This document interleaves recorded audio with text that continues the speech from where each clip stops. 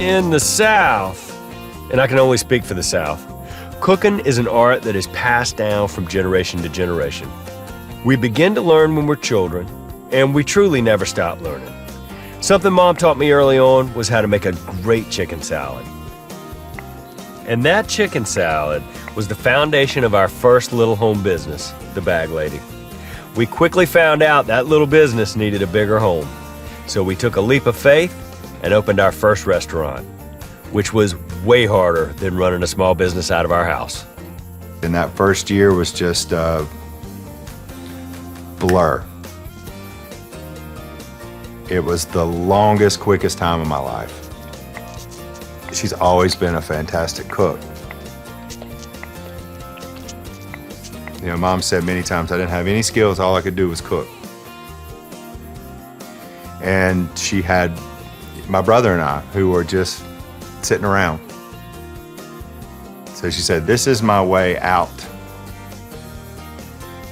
I didn't understand it then, but I have 2 children now that I would dedicate the rest of my life to ensure that they were good. So Mom felt, even though I was 21 and had one foot in the ne'er-do-well, it was Mom's responsibility to take care of me and to take care of my brother.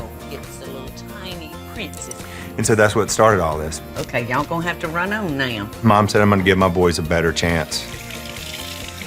And I'm gonna do it through my cooking. And that's how it started. Okay, we're gonna make a fabulous stock with those bones. Well, hey, friends.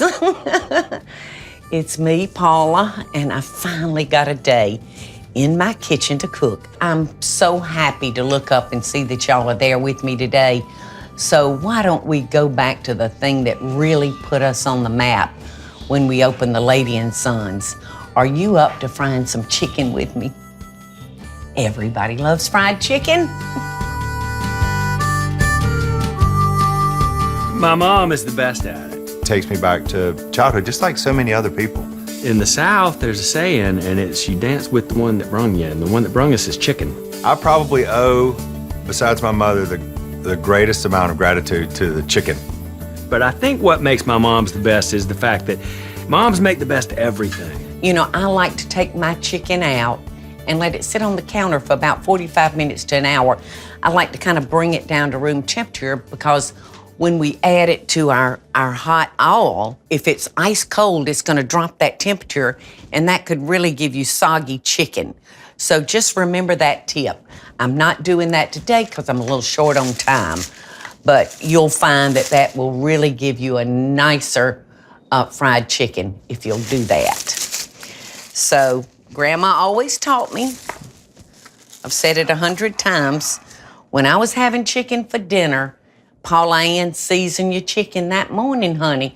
Put it in the refrigerator so it can just drink up all those seasonings that you put on it. And you know, I have found today, I really have to go out and hunt very, very hard to find a 2 or 2.5 pound chicken. They're feeding them something that causes those chickens to get so big, so quick. And a small chicken to this day is still the best. My mother always said, Paula, don't go bigger than a 2.5 pound chicken. But that's a tall order for today.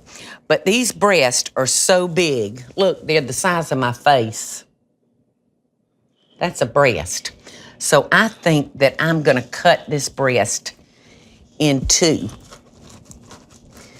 which will work just fine for me because a lot of people like just the white meat.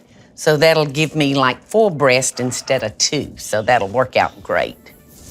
And I always liked the white meat. I would get the breast. My father would get the breast. And my brother would get a chicken leg or something, or a chicken wing. And so it was a momentous day for my father when he had to learn to eat dark meat because my brother had found out about the chicken breast and it was only one fryer. So I would get one, my brother would get one, and then Daddy would get skinnier because he would get a chicken leg or a chicken wing.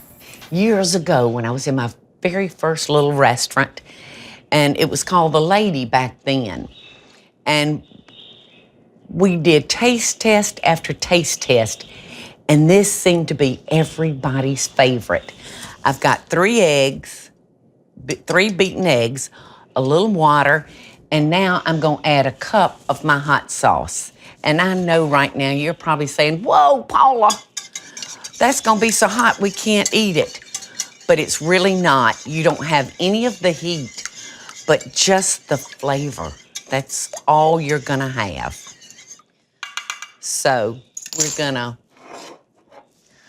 dunk our chicken, and I really like, if I have time, y'all, I like to go ahead and put this in the refrigerator and let this sit for a couple of hours. You know, and it's funny, my grandmother taught me so much along the way. I mean, really, basically, 3/4 of what I know about the kitchen, but I don't fry my chicken like my grandmother did. That's strange. I remember her chicken like it was yesterday. Because it's the best. And she would do it, see my mouth just watering while I'm talking about it. And she would do it old school Southern style in a cast iron skillet. You know, it's like Sunday morning, fried chicken. It's like these smells bring me back. Fried green tomatoes, my mama would do. Now you can see the way I'm placing it in my skillet, y'all. I'm turning the legs in opposite direction. Your touch, your smell, your sight. Look at this beautiful chicken. And people will say, Paula, what makes your chicken so good? It touches it, it gets everything. Have you ever been in your kitchen and frying something and it was quiet and it was peaceful? Hear that sound? What does it remind you of? Well, I can tell you what it reminds me of. It reminds me of the love that my mother and my grandmother and my aunts had for the wonderful art of cooking, the love among our family for each other. In fact, the love my grandmother had for her customers that came into her restaurant at River Bend when I was a small child. Takes me back to those safe years, you know what I mean? When your feet were under your mother's table and your daddy's table and your grandmother and granddaddy's table, when you knew nothing could hurt you because they were gonna protect you and keep you safe. You didn't have a worry in this world except what was your next new swimsuit gonna look like.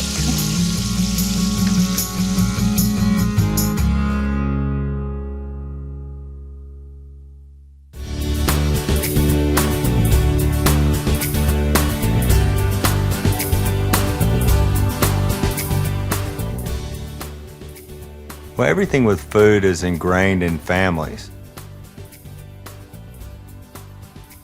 Everybody's family heritage is tied through food of some kind. Southern food just happens to encompass the largest amount of space on the map.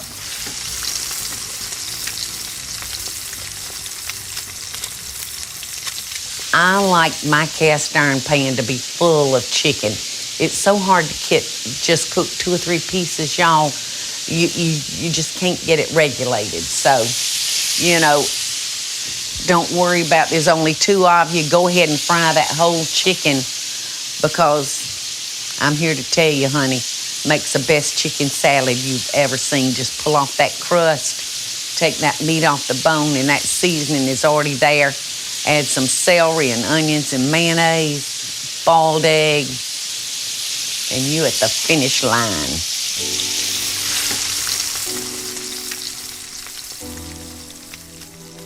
Here's something my mom has always said about cooking, is that she loves the immediate gratification that she gets from serving somebody a meal. And I can 100% relate to that. Some people eat to live. Some people live to eat. And I have to say, I really love cooking for those that live to eat. I think mealtime can be a very relaxing time when everybody's guard's down. It's just a good place to be because that should be one of the best times of the day, is the times that you sit down and share a meal with your family. It just doesn't get any better than that. It just doesn't get any better than that. You know, most of your grandmothers and grandfathers will have cast iron. Well, whatever you do, don't throw it out. Scrub it good with just hot water and then grease it up, and you can put it in a paper sack and throw it in the closet and let that cast iron drink back up that grease. Don't use all, use a solid shortening. Or you can coat it with your solid shortening, put it in the oven, just leave it in there, and every time you're in your kitchen piddling, turn your oven on and just let that shortening bake into it.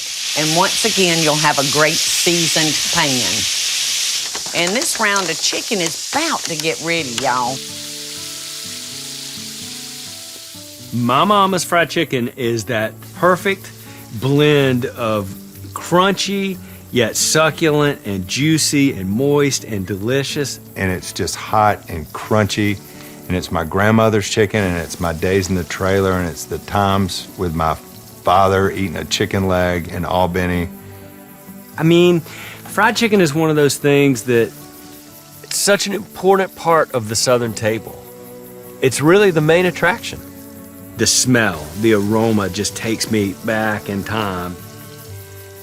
And it's a flavor that's affected not only my family, but a lot of people. We've shared a lot of tears over fried chicken at our restaurant. See, that breast is already looking really, really good.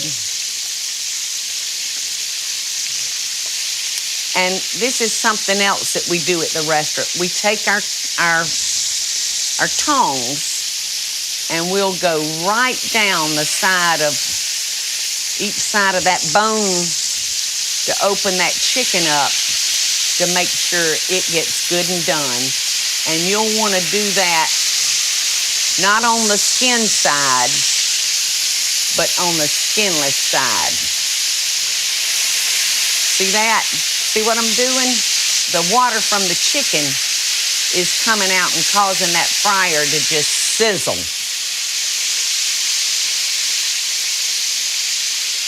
So we are almost there, kiddies. I think it's done. I'd say it's been in there a good 14 minutes.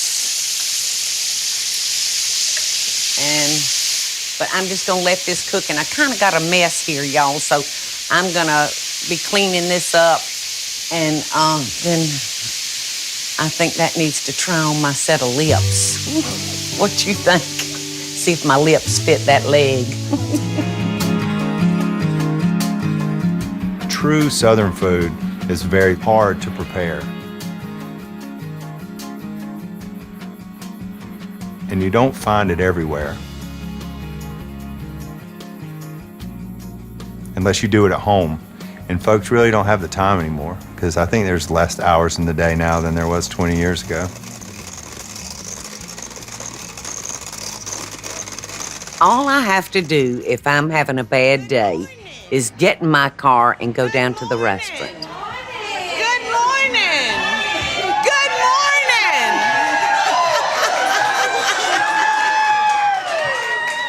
morning! Those people, those guests that come in the restaurant, they are full of nothing but love and excitement about finally getting to the Lady and Sons here in Savannah. When I'm away from Savannah and talking about her, the one word that keeps coming to my mind is magical. There's something magical about this town. And the friendliness. Yes. I mean, everyone. Southern hospitality is from still the alive. staff. Oh, you tell the family back home that I sent love to them.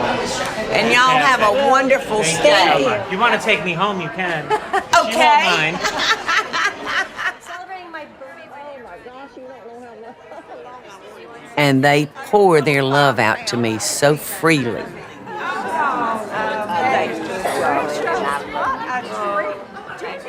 And if I've still got a problem after greeting those people and chatting with them, This is too fun.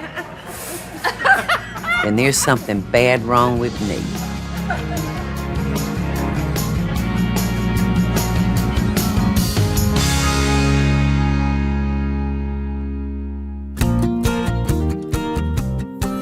back in Albany, I remember, it's so funny, Mom would always she'd buy a fryer, because they were, gosh, back then they were probably $1. You know, you'd get a whole fryer, and Mama would break it down, and she'd fry it in the pan.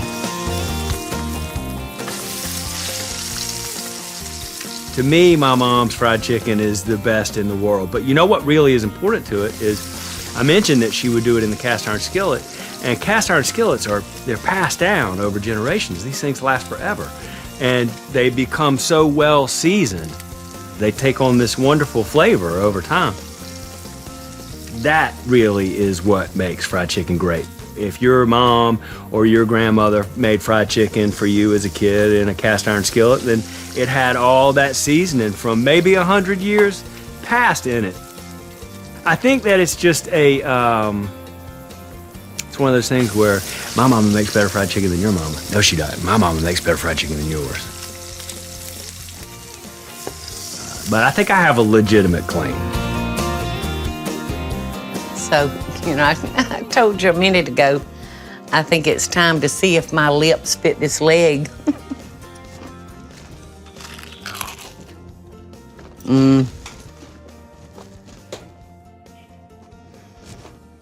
It's so good.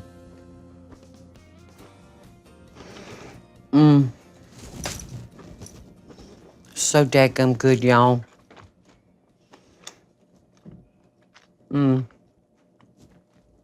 Brings back so many memories.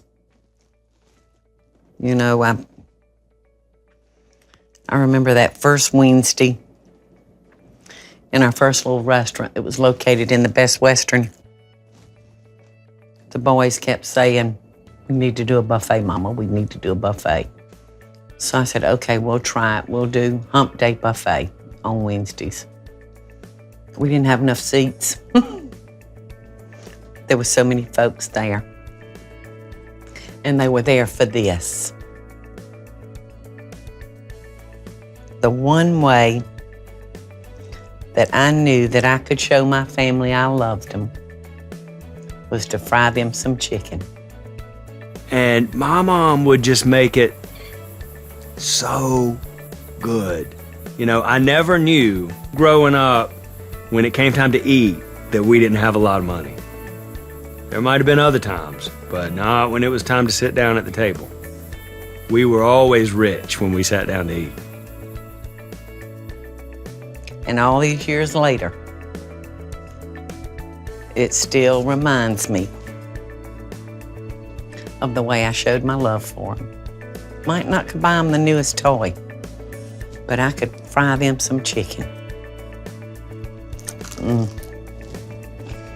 Yum, yum, yum.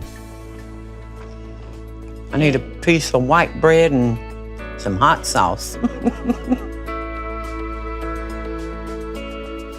Well, that's it, y'all. It's been a wonderful, fun day to be in my kitchen with my friends.